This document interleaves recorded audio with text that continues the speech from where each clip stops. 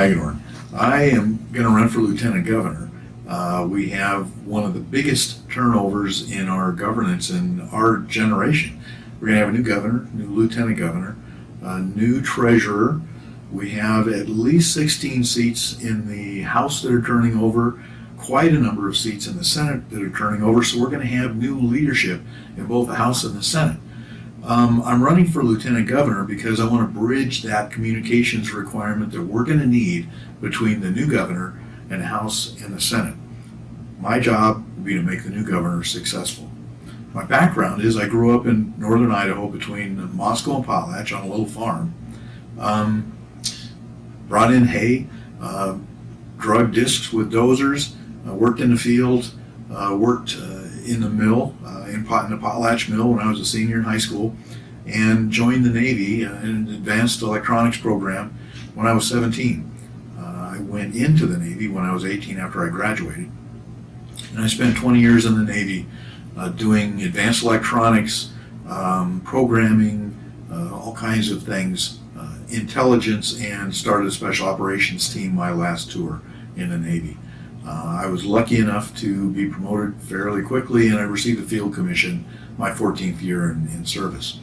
When I came home, I came down to the Boise area.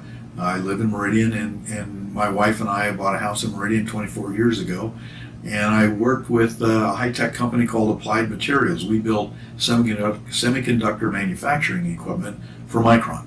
So my customer was Micron around the world. I traveled to all of their fabs around the world, did business with them all. I had a large organization that I was in charge of. I grew their P&L. I inherited a P&L as a business plan.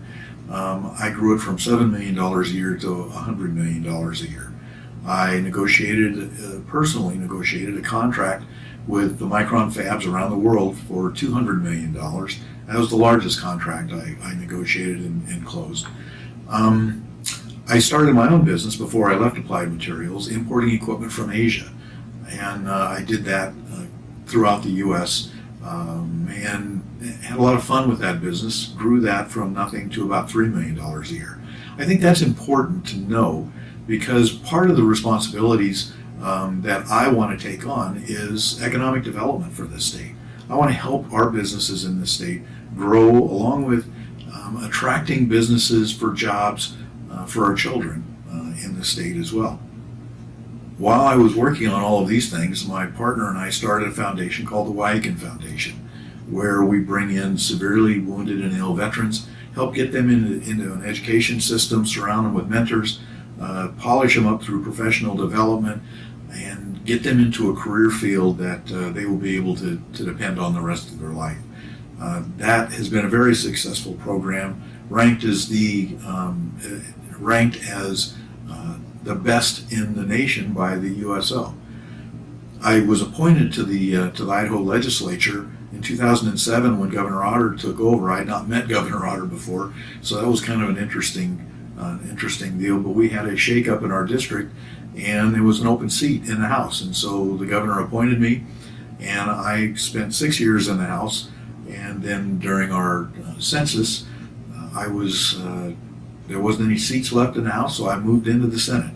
And so this is my 6th year in the Senate. I think all of that experience really has positioned me well to become that bridge between the new governor and the new legislature and all the Secretary of Treasury and all the new people that are going to be going to be taking a new seat in 2019.